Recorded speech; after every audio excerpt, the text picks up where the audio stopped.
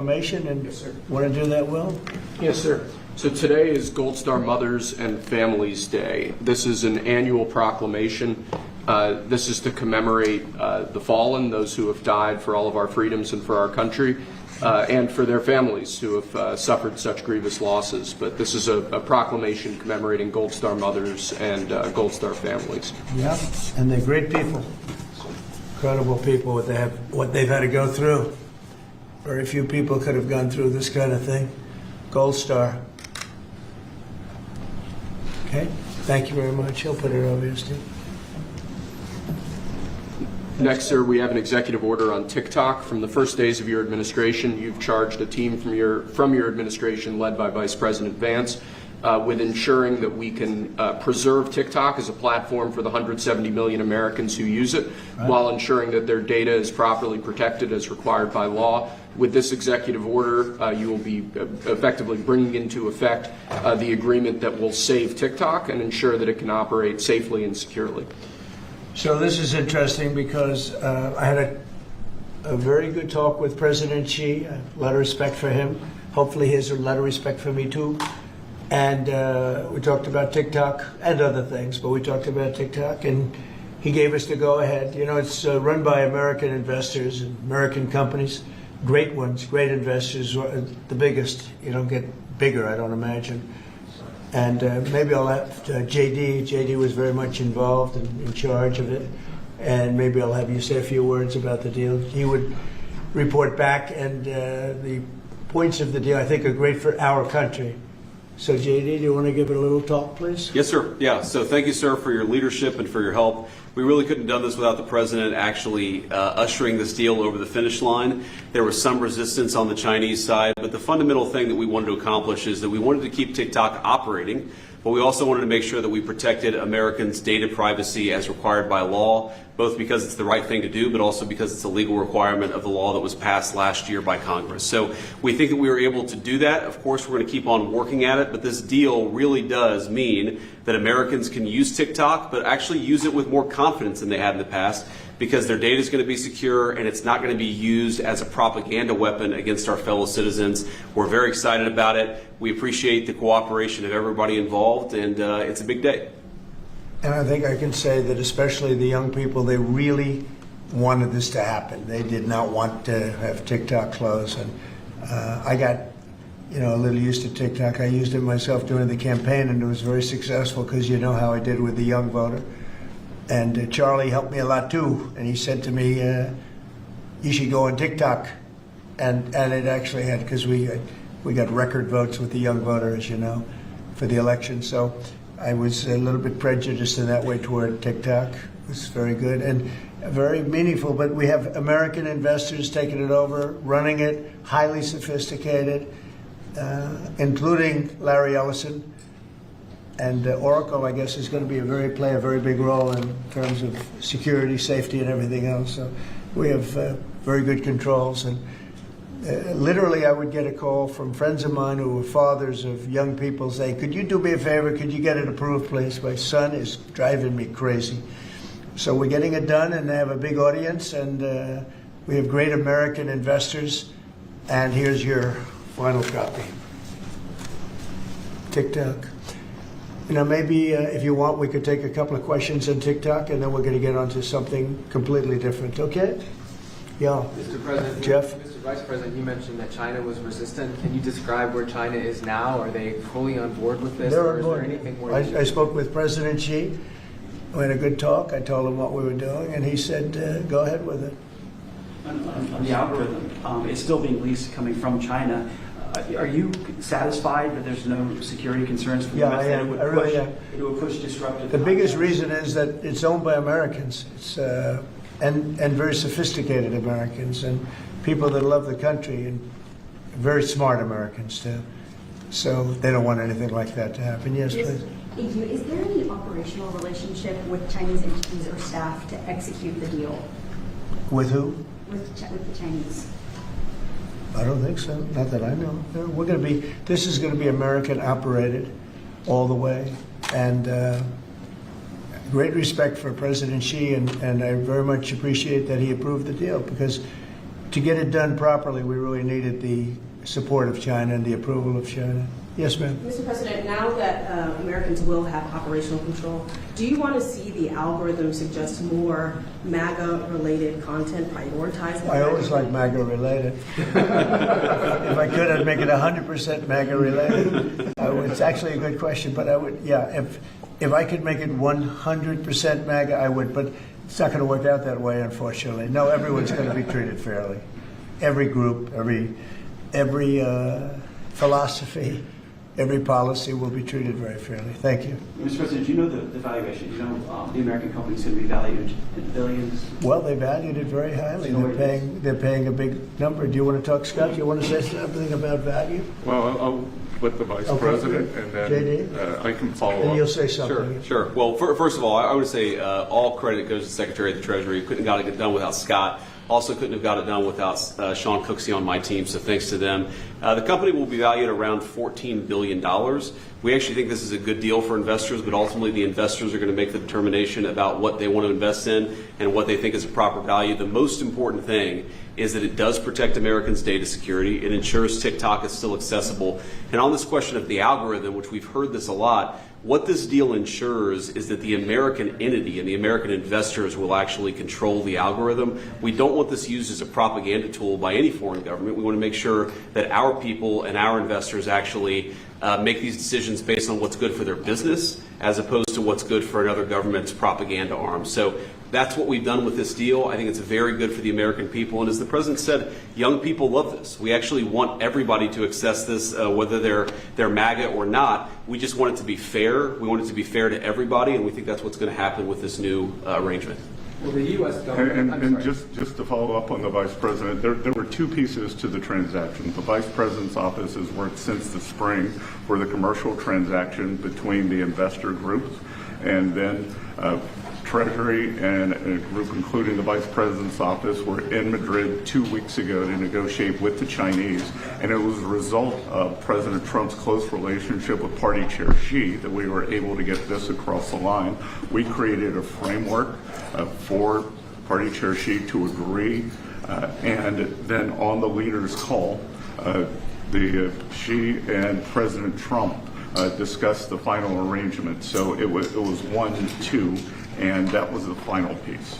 Will the U.S. government get any kind of annual payment as a result of this deal? Taxes.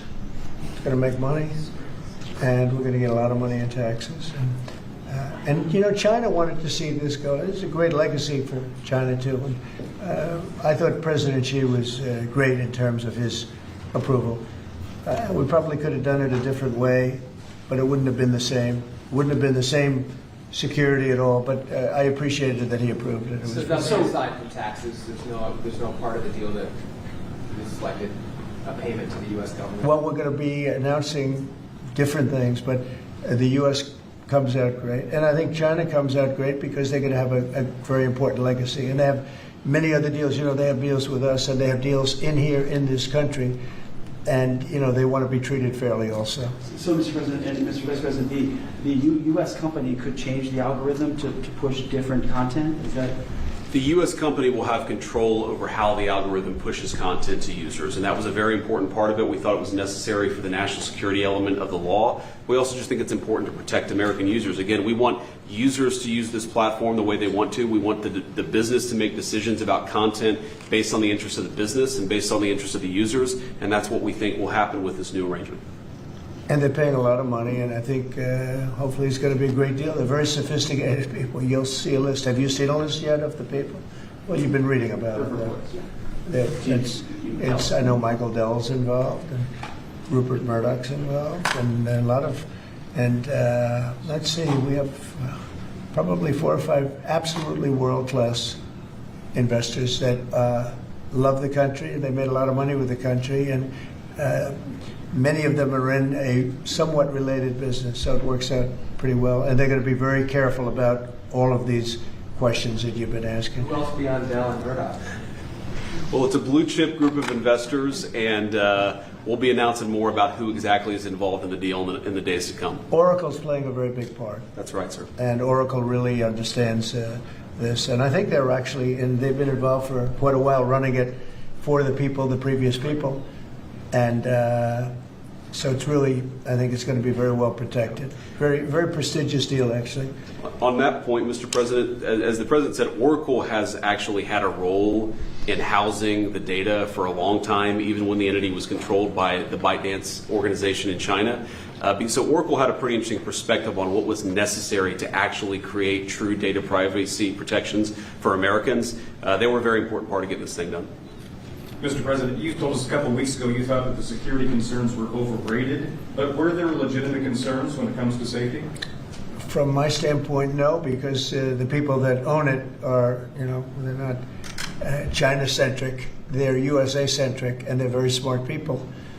I guess you could say it about everything. Everything is what's secure nowadays. Things that you think are totally secure turn out to not to be. But I think in this case, it's going to be as secure as you can be because of the ownership and the people. And they have a big investment. It's to their advantage to make sure it's good and safe. Yeah. Anybody else? Do you have a question? No, behind you. Well, I just want to say, do you think this move and getting this deal done, Mr. President, do you think this honors the legacy, like Charlie Kirk, you mentioned that he specifically pushed you to get involved with TikTok in the campaign, helped you win note voters. Do you think this deal honors him? Well, I think it's a good thing. It's a good sign. We're doing very well, as you know, with the trade deals. We're doing very well with China, and a lot of them. We were never treated properly. We were for 4 years, actually, but we were never treated very properly by other countries, and we're doing well. We've never done this well. We have, because of the tariffs that are coming in, the deals that are being made, $950 billion in one case. $950 billion, where previously they paid nothing. We have, as you know, in Japan it's $550 billion. South Korea is $350 billion. That's up front. And one of the things I can say, I announced it lightly before, but we're taking in tremendous amounts of money with tariffs. We've never seen anything like it. No country's ever seen anything like it. I'm going to devote a little bit of that money, a little bit of the tariff money, to our farmers. Our farmers have been incredible. They're the ones that let us survive and eat and enjoy our lives, right? Eat too much, maybe in some cases, like mine. But I will tell you, we're going to take some of the tariff money, relatively small amount, but a lot for the farmers. And we're going to help the farmers out a little bit, because during this transition period, a period where we're taking in incredible amounts of money, we'll have a little bit of a shortfall with the farmers until the tariffs kick in, because they haven't kicked in for the farmers yet. And I decided before, and I spoke to all of the people here, that I want to make a contribution out of the tariff money, a small percentage of it, but it's a lot for the farmers. It'll make the farmers feel very good, just help them through the transition. And ultimately, they're going to be making a fortune. They will be one of the top in the whole world in terms of percentage gotten from the tariffs we're taking in. But we have so much coming in; it's a very small thing. But I want to, in fact, just get the word out to the farmer, because they'll be struggling until the transition is complete. Then after that, they're going to do, I think, better than they've ever done before. Last time I said, get yourself a larger tractor and more land. And that was when they were doing very poorly, and they ended up doing that, and they did very well. That was with the deal we made with China. Unfortunately, Biden forgot about the deal, and he never enforced. I enforced it till the end, and China was very honorable. But when Biden came in, he didn't enforce it. So when you don't enforce a deal, they don't do it. So it's terrible. Biden was very bad to the farmers of our country. So we're going to be doing that. It's an honor to do it, too. Brian, did you have a question? Yeah, I was just going to say, what's your message to the millions of small businesses here in the U.S. that really rely on TikTok to reach their end user, to market their service and their product? Well, thank you for that question, because honestly, we were getting hit up. They use it for virtual advertising, and they pay very little for it and nothing for it. And small businesses have become very successful because of TikTok. And we didn't think of that, when everyone's saying, oh, TikTok and this and that. But over the last 6 months, I was called by so many people saying they're going to go out of business if they can, because they use it virtually as a advertising tool. And without it, they wouldn't have anything. They wouldn't be able to get the word out about their good product or whatever it is they're selling. So it's a very important thing for small business. It's another reason I wanted to do the deal so badly. So let's go to another subject now, if we might, okay? And Will, please. Ask you about farmers. About the farmers. Yes, go ahead. What does that look like? Is that going to be direct checks to farmers, or is it going to be? Well, we haven't decided that. We'll be dealing with Brooke later and the Secretary of Agriculture, and we'll figure out how to get money to the farmers. And again, this comes out of the large amount, hundreds of billions of dollars of tariff money that's pouring into the country. The tariffs, remember when I said a long time ago, I said it's the greatest word, it's my favorite word in the world, then I had to say, I was forced to say other things, and of course rightfully so, love, family, religion. So I think I put tariff number 5. I was forced because the fake news did a big number on me. It's one of those little, but let's say it's my 5th favorite word tariff. But it's making our country very rich.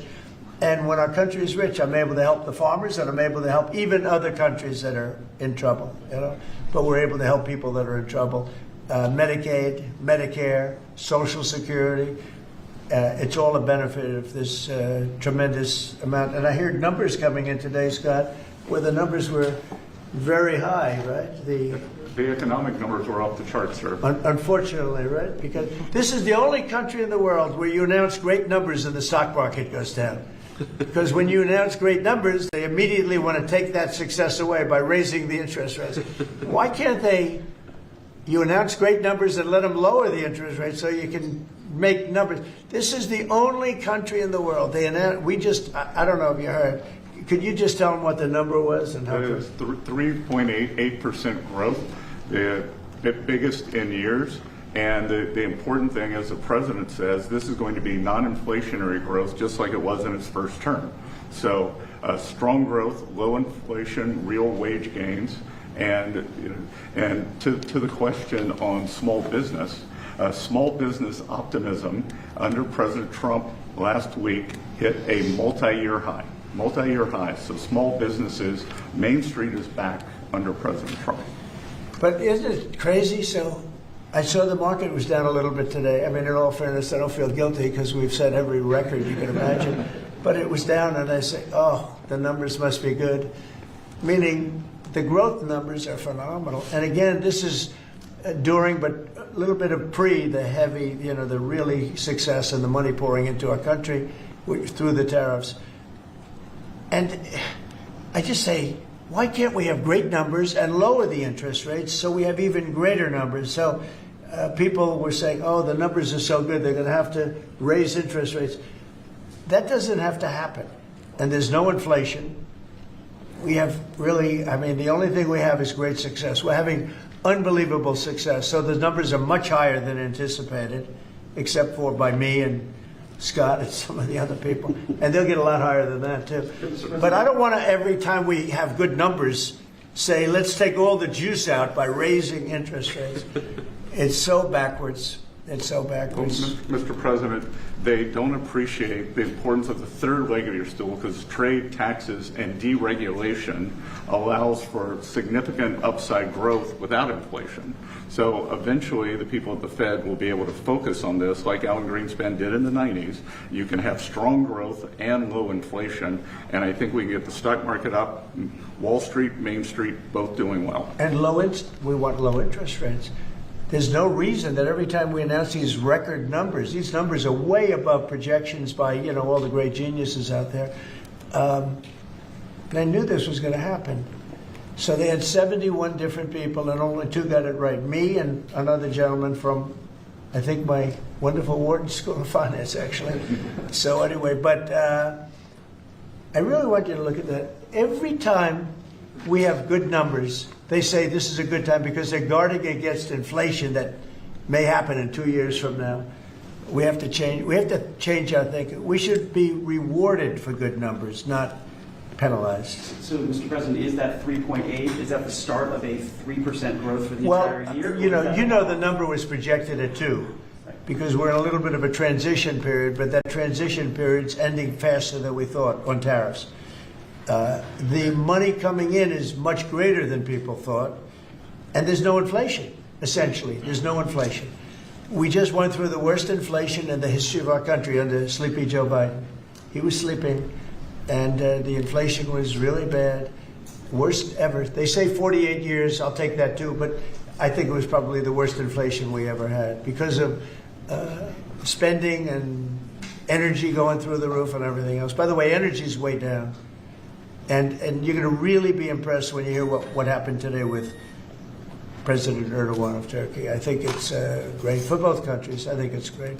We have great relationships with a lot of countries. And you may be even more happy when you find out, because we spoke with Bibi Netanyahu today, and we spoke to all the leaders in the Middle East, who are great people, and we're getting pretty close to having a deal on Gaza, and maybe even peace, which would be the first time in about, 2,000 years, I think? In the region, I'd say the first in, Steve, what would you say, first in 2,000 years, or maybe 1,000? Huh? 2 millennium. It's a long time. Yeah, go ahead. Did everyone agree to stop buying Russian oil? Did he? I don't want to say that, but if I want him to, he will, yeah. But he didn't take that assurance. Well, I didn't say, okay, you stop, but I believe you. I believe he will stop it, yeah. Did you make a deal? You know why? Because he can buy from a lot of other people. He can buy from a lot of other people. You know who really can't is Hungary. Hungary's got, they're landlocked, and they don't have a nice ocean where ships can sail in from all over the world. They have one pipeline coming. Because I spoke with, he's a great guy, he's a great friend of mine, but that's a harder one for them. And Slovakia too. They're sort of married to one pipeline. So I just don't want to have people go blaming them when we spoke to them at length today, and it seems like that for them it's a little. But that's Turkey has a lot of options. He's a great president, a very smart man, and he's going to take. He's going to do what's right. But we had a very good conversation having to do with the purchase of military equipment, etc. Any other Would you questions? make a deal on F-35s, Mr. President? I will be able to easily if I want. So we may do that, yeah. But not yet. Well, it depends. He's going to do something for us, yeah. Please. Is the U.S. going to have sanctions on Turkey? Can I ask you, we're a few days away. By the way, here we go with this guy. Go ahead, let's go. Let's hear the We're a few question. days away from the end of the fiscal year and a potential shutdown. Right. There going to be a government shutdown? Could be, yeah, because the Democrats are crazed. They don't know what they're doing. They want to have the border opened up so that criminals can pour in. We're doing unbelievable borders closed, and people are coming into our country legally. They continue to want to have men and women sports. They continue to want to have transgender for everyone. They want to raise everybody's taxes at a number that's not sustainable.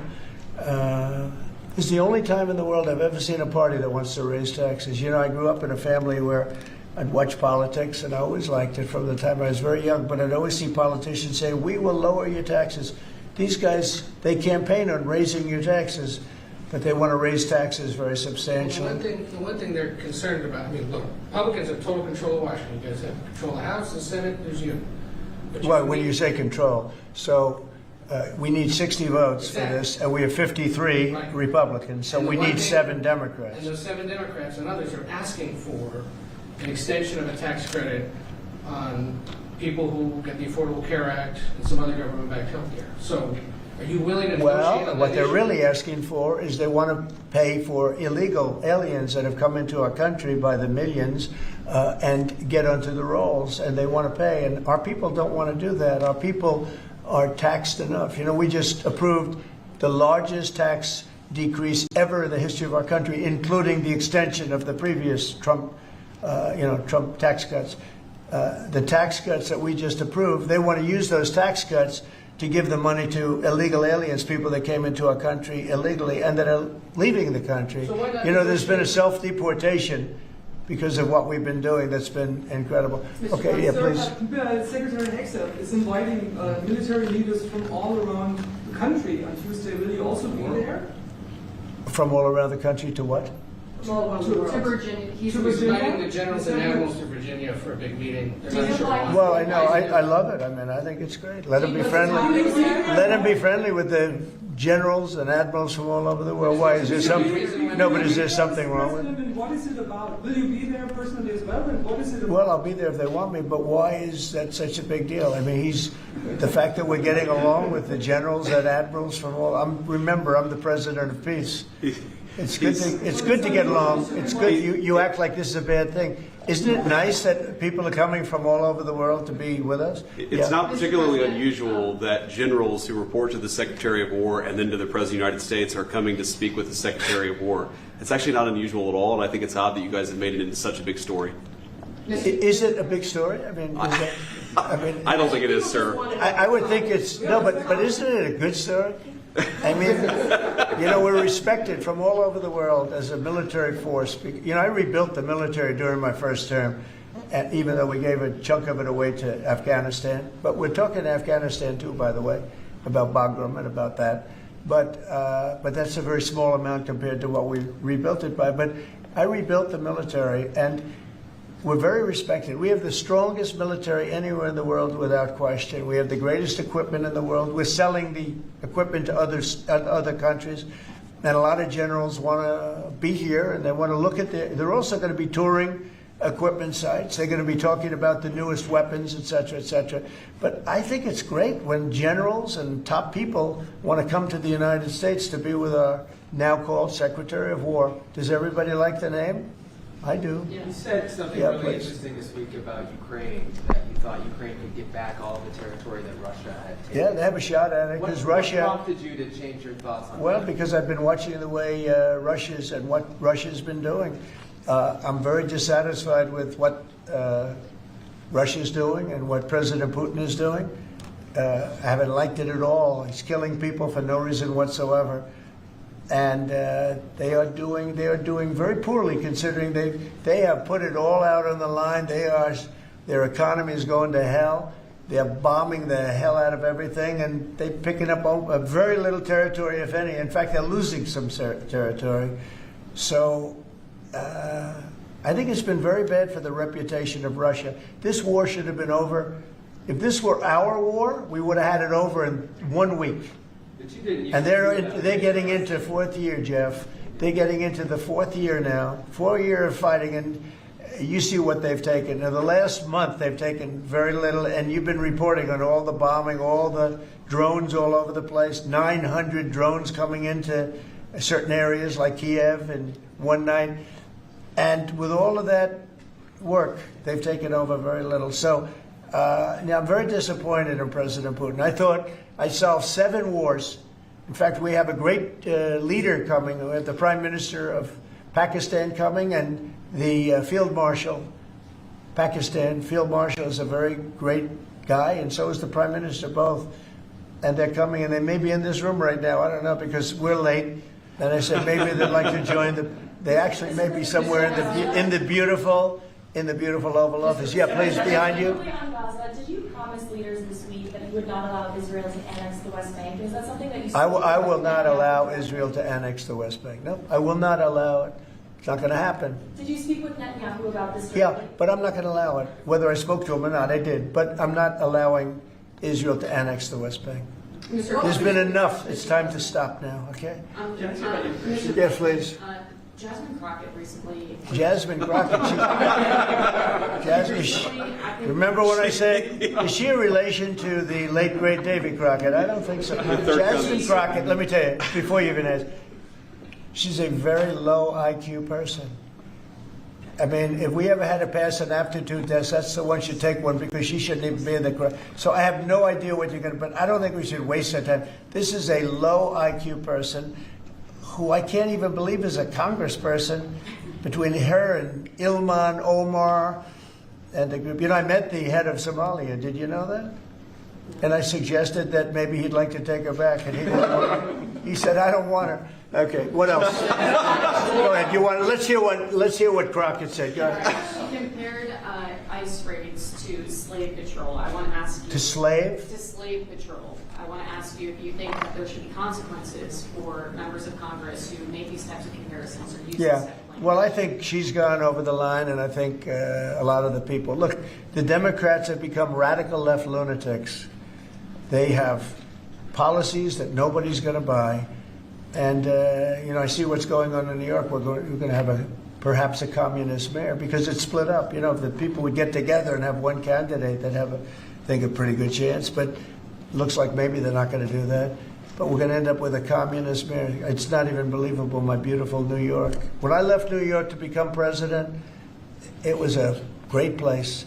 But it was the beginning of bad things because we had de Blasio had just started as mayor. And I said, this guy's a real nut job. Went to Harvard to teach management. Can you believe it? He went to Harvard to teach city management along with the mayor of Chicago, who went to Harvard to teach. The two of them are teaching how to manage a city manage it into hell is what they do. But that was the beginning, and now we're going to go a step further. Now we're going with the communists. Can I be honest? I think it's the greatest thing to ever happen to the Republican Party. I really do. I think if a communist takes over New York City, I think that's a gift to the Republican Party. It's sad for New York, but it's a gift. And New York will recover because sometimes you need a shock like that to straighten you out. But it's politically, it's probably a very good thing. Mr. President, immigration, crime, and the World Cup. Actually, so that's a lot of questions. You have a number of cities that are pushing back against your immigration deportation move as well as your crime initiatives.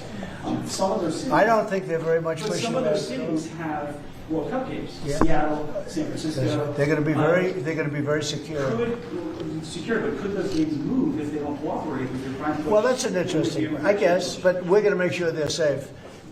They're run by radical left lunatics and that don't know what they're doing. Look at Washington, D.C. I just got numbers. There's like no crime in Washington, D.C. You, Jeff, will not be mugged walking down the street. You can walk down the street with your family. You can walk down your street with your wife, your daughter, your son, and you're not going to be.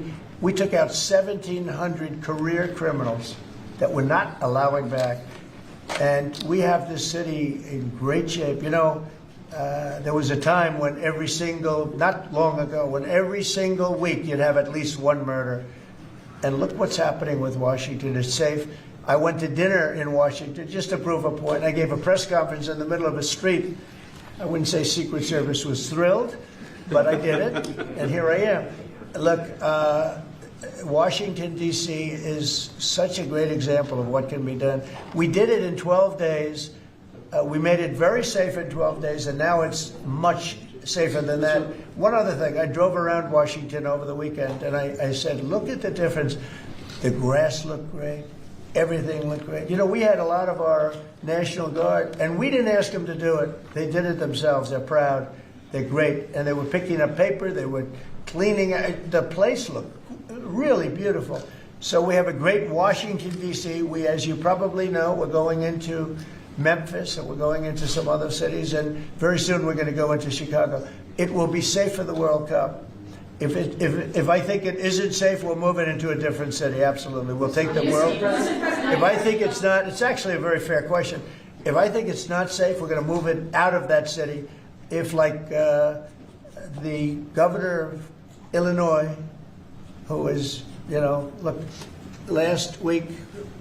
Between last week and the week before, 11 murders, and 38 people were shot. Then he gets up and he says, this is a very safe, and then he says crime is better. The reason crime is better is because Cash put, about 5 months ago, a whole team of FBI people there to get ready for when we go in, and they've lowered it a little bit, like 20, 25%, which isn't good enough, but it's a good start. But that was only put there because they're preparing for us to go in. And they've done, by the way, they've done a good job. So then Pritzker gets up, we've lowered crime 25. It's because the FBI was there. So, no, if any city we think is going to be even a little bit dangerous for the World Cup or for the Olympics, where they have Olympic overthrow, right? But for the World Cup in particular, because they're playing in so many cities, we won't allow it to go to, we'll move it around a little bit. But I hope that's not going to happen, yeah. Mr. President, Director Patel this morning indicated that the shooter in Dallas had been using an app to track ICE. Does your administration have any plans to take down those apps or get them removed? Or any well, I can't tell you about that, but it tells you when they want to wear masks or they want to hide a little bit. why that's so important. But these are great patriots, the ICE, and what a tough job they have. What an unbelievably tough job they have. And think of it, what are they doing? They're taking hardcore criminals out of our country and putting them back. These were largely criminals that were given to us by Joe Biden and his group of radical maniacs that surrounded this desk, just like these people surround the desk now, but they're not maniacs, they're very solid people. Thank you, sir. I'm glad I prefaced. But they're great. We have a great cabinet. We have great people. And he didn't have great people. He had terrible people. Look at Afghanistan. Look at the people he had running our military. That could happen. The most embarrassing day in the history of our country was Afghanistan. And 13 young people died. They don't ever talk about the 38 that were horribly wounded with legs and arms and everything else, really horribly wounded. So the country's respected like it's probably almost never been respected before. I think we're respected at a level, and a year ago it was a dead country. We had a dead country a year ago. This country was dying. It was really in bad shape. Let's talk about the next subject, can we? One of the most powerful deterrents we have to violent crime is the death penalty. As you said, your administration has taken bold, decisive steps to ensure that Washington, D.C. is once again a safe and secure city for its residents and all who visit. This is a presidential memorandum that directs your Attorney General and your U.S. Attorney for the District of Columbia, Judge Jeanine Pirro, to fully implement the death penalty here in Washington, D.C., where the evidence and facts of a case indicate that the death penalty should be used. Okay? Everybody understand? Death penalty in Washington. You kill somebody, or if you kill a police officer, law enforcement officer, death penalty.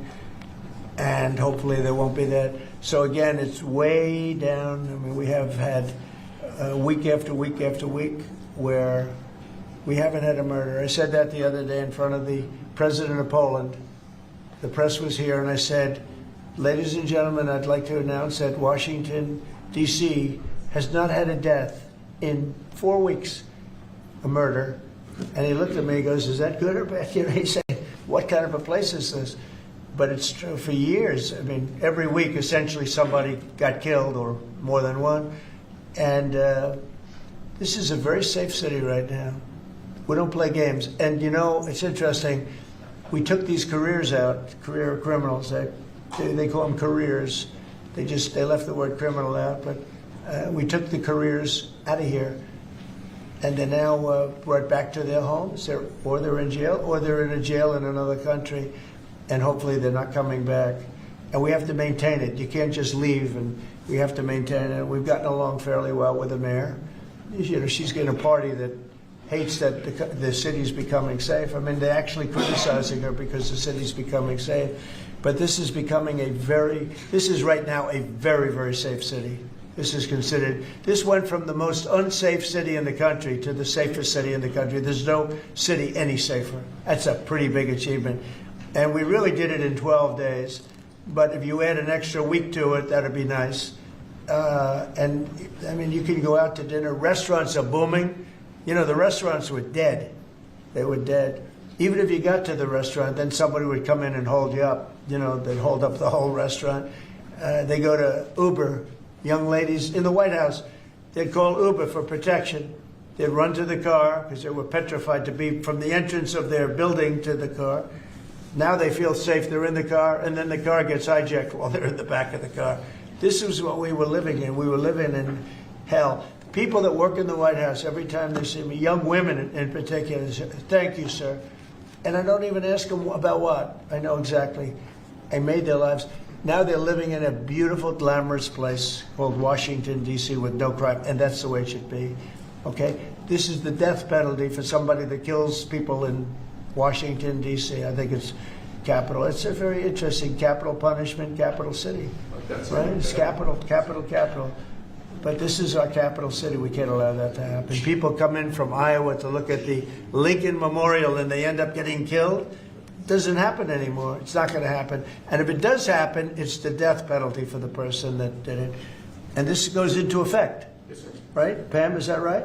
Could you speak a little bit about that? Yes, sir. Not only are we seeking it in Washington, D.C., but all over the country again. And as you saw very recently, we are now moving the inmates who were on death row, who Joe Biden or the auto pen commuted their sentences off of death row. We're moving them to supermax facilities where they will be treated like they're on death row for the rest of their lives, President Trump.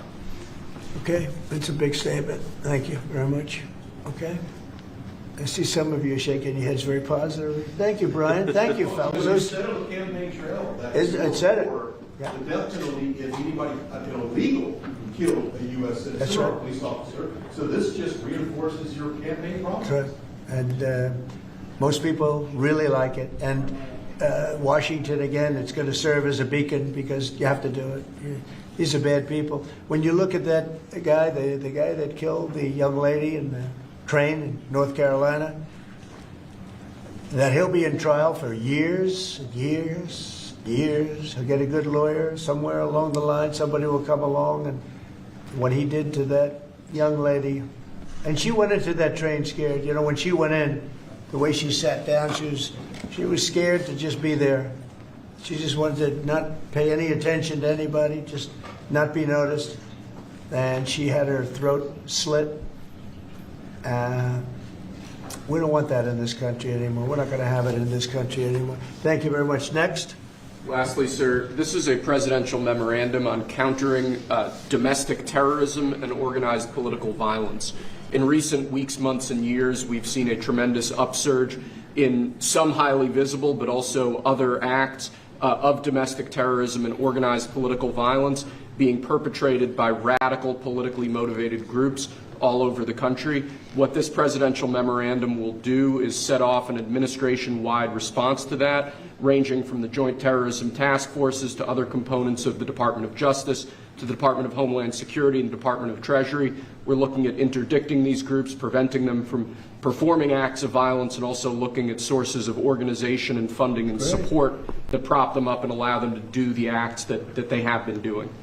We're looking at the funders of a lot of these groups, and you know, when you see the signs, and they're all beautiful signs made professionally, these aren't your protesters that make the sign in their basement late in the evening because they really believe it. These are anarchists and agitators, professional anarchists and agitators, and they get hired by wealthy people, some of whom I know, I guess, you know, probably know them.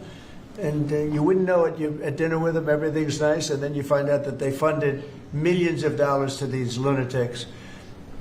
Steve, could you say a couple of words? Yes, Mr. President. This is a very historic and significant day.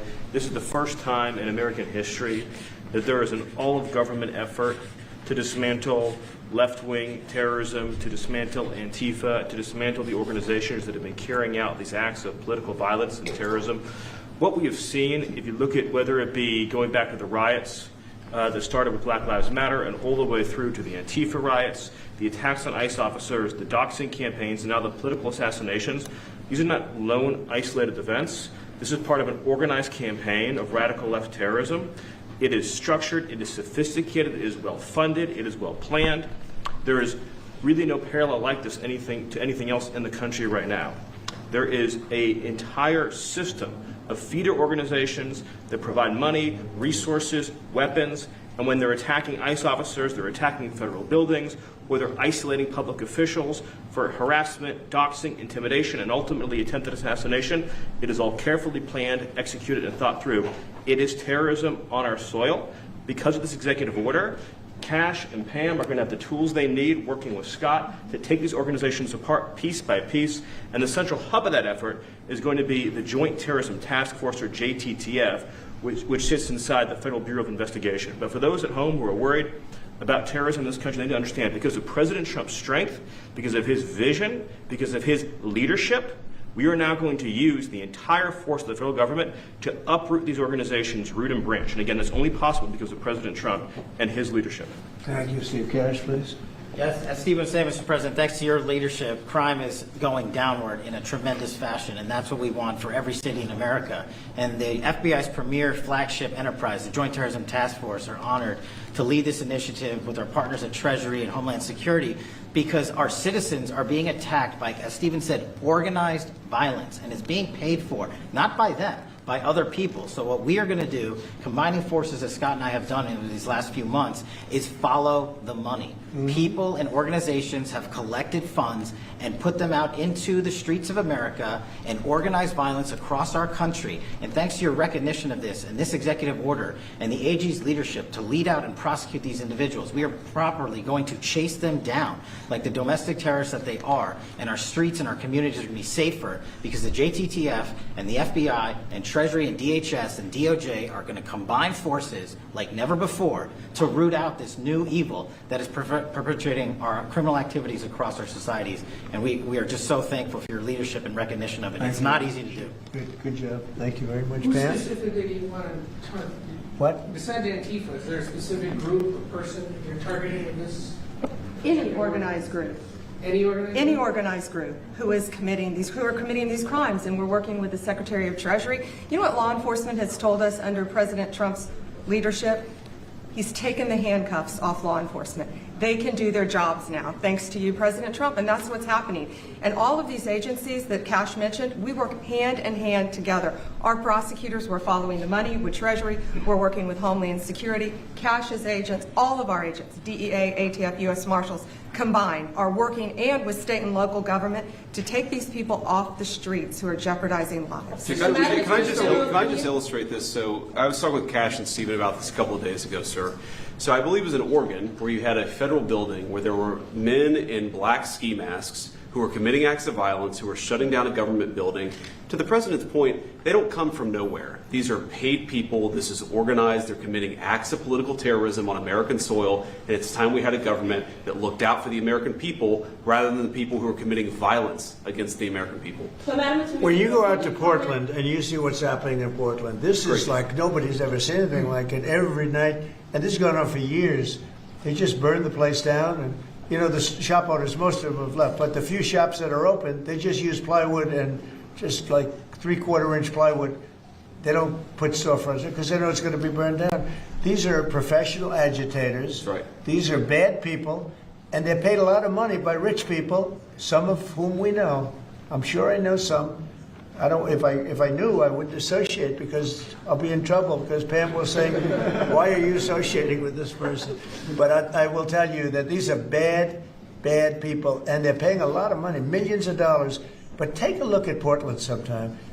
These are wild. These are crazy people, and they're trying to burn down buildings, including federal buildings. And on my list of things that I want to do before we finish up with the cities, because I think we're going to whip the cities back into shape, and we have to. We cannot let our cities, and that's a small example, but it's the most violent example. It's every night, and they've done it for years. You think maybe at some point they made their point, and what are they doing? But we're going to get out there, and we're going to do a pretty big number of those people in Portland that are doing that. They're professional agitators and anarchists. They're actually anarchists, yeah. Go ahead, why don't you defend? Let's see you defend them, Jeff. No, I'm not defending anyone. I just want, so that we can just explain this in our stories. Could you name a couple? You don't explain it right, though, Jeff. Go ahead, let's go. Maybe let's give you another chance. Go ahead. Antifa, Soros. What names are we talking about? Well, Soros is a name certainly that I keep hearing. I don't know, but Soros is a name that I hear. I hear a lot of different names. I hear names of some pretty rich people that are radical left people. Maybe I hear about a guy named Reid Hoffman. Somebody's a pretty rich guy, I guess, and I hear about him. I don't know. Maybe could be him. Could be a lot of people. We hear the same names, but they're bad, and we're going to find out. And if they are funding these things, they're going to have some problems because they're agitators and they're anarchists. These are anarchists. Really bad. Okay, yeah, please. Can you comment on Who you with? Who you with? I'm with the Center Square. Sarah Rodriguez is my name. Sarah, there's also, as you know, Antifa is not just a domestic terror or now a domestic terror organization. It's also international. I know the Netherlands is looking at also designating them a terror organization. Right. Have you been working with your intel community and your DNI to possibly expand that to making them designated Yes, an international terror yeah, we have been. Yep. It's an international. In many cases, it is international. Mr. On Antifa, if someone takes to the streets of America and says they're Antifa, what happens to them? What will happen to them? Well, I'd say the maximum under the law, and we'll see. Now, if they kill somebody, we just signed a death penalty, so it depends where it is. But if they kill somebody, which they do, I mean, people are dying. You go out to Portland, people die out there. Many people have died over the years in Portland. Portland is, I don't know how anybody lives there. It's amazing. But it's anarchy out there, and that's what they want. They want anarchy, like when they attacked Seattle and took over a big percentage of the city. I was going to go out, and we were going to do a big number. They heard that, and everybody broke up all of a sudden. But, you know, you have governors that have to run that, and a lot of them don't do that. I don't like to go in. I'd rather have Pritzker's support when we go into Chicago. But if we don't have it, that's okay, too, because we're paramount, and we will do what we have to do. We're going to make Chicago safe. We're going to make we're going to make as many as we can, and usually that involves a surge.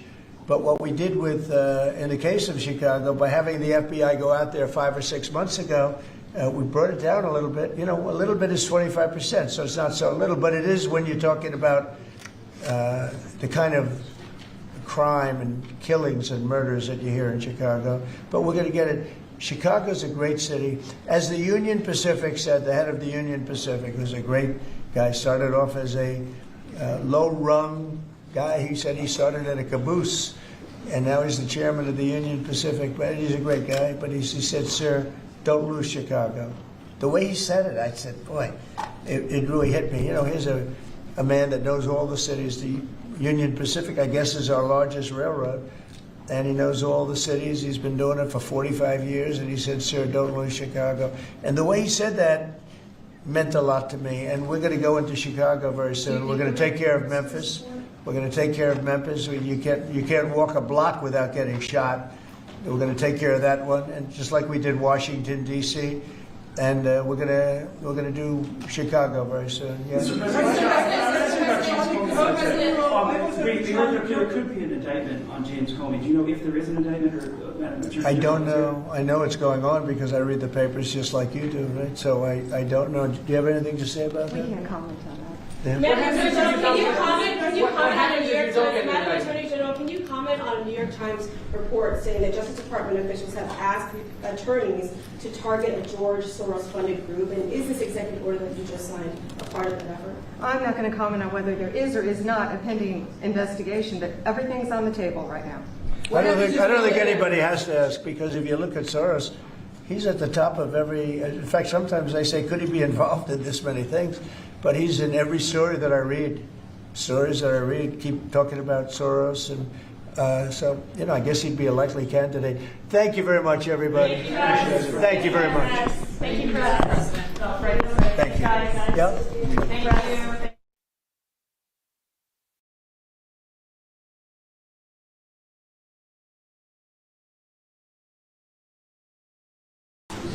Thank you very much. It's a pleasure to be with President Erdogan of Turkey, and we've been friends for a long time, actually, even for 4 years when I was in exile, unfairly, as it turns out. Rigged election, you know, he knows about rigged elections better than anybody. But when I was in exile, we were still friends. That's always a good way to find out, test of friendship. But he's a highly respected man. He's respected very much in his country and all throughout Europe and throughout the world where they know him. He's built a tremendous military, powerful military, uses a lot of our equipment. And it's an honor to have him at the White House. We're going to have a lunch together. We're going to have a discussion, big discussion. We do a lot of trade with Turkey, and we're going to continue. We're going to do some additional trade. They want to buy F-16s, F-35s, and some other things. And we're going to talk to them about that, and we're just going to have, I think, a very interesting couple of hours. We're going to get a lot done. But I have great respect for this man, and we've had a very good relationship for a long time. If you remember, he let Pastor Brunson, he freed Pastor Brunson. Pastor Brunson was put in jail for 35 years before I got there. This was a group that should have stopped it, and the president, after I called him, released him, which was a great thing for our Christian community, our evangelical community. The evangelicals really wanted that. It was very important to him, so I always remembered that. But he released him from 35 years in prison. And Pastor Brunson now is healthy, happy, and well. And we're very happy about that. But it's a great honor to have the President of Turkey with us. And how are you? Fine. Say a few words. And you? Great guy. Öncelikle bu ziyaretimizi Birleşmiş Milletler Genel Kurulu'yla iç içe olan bir dönemde gerçekleştirdiğimizden dolayı arkadaşlarımla beraber çok mutluyuz. Gerek Sayın Trump'ın birinci döneminde gerekse ikinci dönemde Türkiye-Amerika ilişkilerinde farklı bir süreci yaşıyoruz. Kendilerinin de az önce ifade ettiği gibi gerek F-35 konusu, gerek F-16 konusu, gerekse Halk Bankası'yla ilgili aramızdaki ilişkiler konusunu bugün etraflıca görüşme fırsatı bulacağımıza inanıyorum. Heybeliada okuluyla ilgili ise orada üzerimize ne düşerse biz onu zaten yapmaya hazırız. Dönünce de Sayın Bartolomeo'yla bu konuyu görüşme fırsatı bulacağım. First, Mr. President, I am very pleased that this visit actually coincides with the 80th UNGA. So I am very pleased to be here with my colleagues and friends. And as we have said, during the first term of your presidency and during your second term, we are able to carry Turkey and U.S. relations to a much different level and process. And as you said, we have an opportunity here today to be able to discuss some of the issues regarding the F-35, the F-16, and also the Halkbank case, and we will have an opportunity to thoroughly discuss them.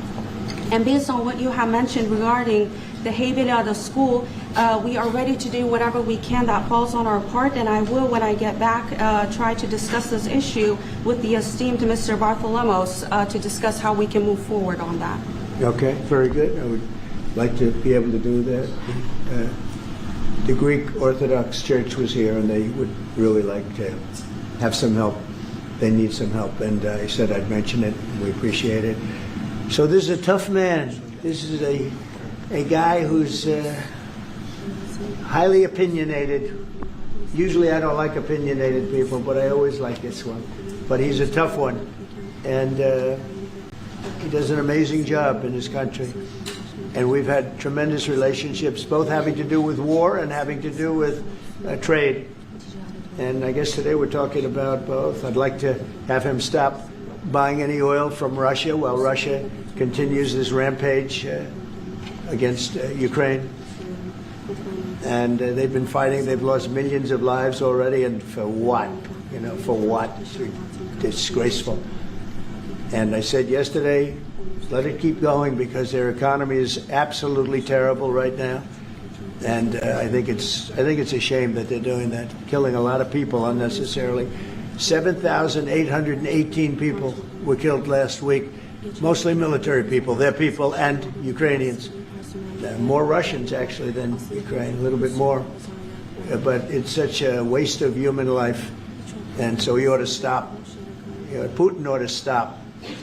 And with that, we'll get to a little bit of a discussion. We're going to make some great trade deals for both countries. We do a lot of business with Turkey. They build great products. They build beautiful, great products, really fantastic manufacturers. And we buy a lot from them, and they buy a lot from us.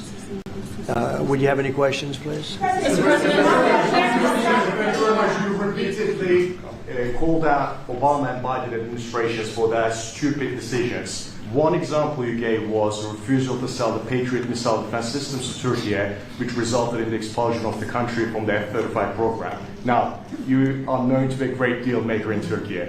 What can you do to undo the stupidity? Yes, CNN. CNN? Well, because you sounded like a nice guy, but CNN is fake news. I mean, but you sound like the real deal to me, so I'll answer the question. We're going to be discussing the Patriot system, which is the best system. We'll discuss that. We're going to discuss the F-35. We'll be discussing all of the things that you know about and that some of that you mentioned. And I think you'll be successful with buying the things he'd like to buy. What concrete steps can you say to Well, we'll make have to that see happen? that. We haven't even started yet. But I know he wants the F-35, and he's wanted that, and we're talking about that very seriously. And the F-16, we're in great shape. Certain other things he needed, as you know, and I'm going to see to it that we get that to him. He needs certain things, and we need certain things. And we're going to come to a conclusion. You'll know by the end of the day. Go ahead, please. Mr. President, I will walk factories, Mr. President. Sayın Cumhurbaşkanım, siz Başkan Trump'ın ne kadar barış için çabalar gösterdiğini daha önce de söylemiş bir Cumhurbaşkanısınız. Ve siz de bölgede birçok ülkeyle, birçok liderle görüşmeler, kontaklar kurabiliyorsunuz. Bu konuda birlikte nasıl çalışabilirsiniz gelecekte? Buna inandığım için zaten bunları söylüyorum. Birlikte el ele bölgedeki bu sıkıntıları aşacağımıza da inanıyorum. Mr. President, on tariffs, Mr. President. When are you planning to lift sanctions yet? What did he say? The gentleman was asking, Mr. President, you have referred to President Trump's peace efforts, and you have also contact with many leaders in the region. And what do you think that you can do about this? And Mr. President has said that, yes, I believe in the peace efforts that President Trump is leading, and together we will be able to overcome the challenges in the region. I think it's true. He's got tremendous influence in the region. Yeah, please. Mr. President, when are you planning to lift CAATSA sanctions against Turkey? Against sanctions against Turkey? Could be very soon. If we have a good meeting, almost immediately. Mr. President, are you going to impose tougher sanctions on Erdogan is Russia? removing tariffs on U.S. goods, and what impact it would be in U.S. production? Where are you from? Turkey. I see. We have a lot of people from Turkey.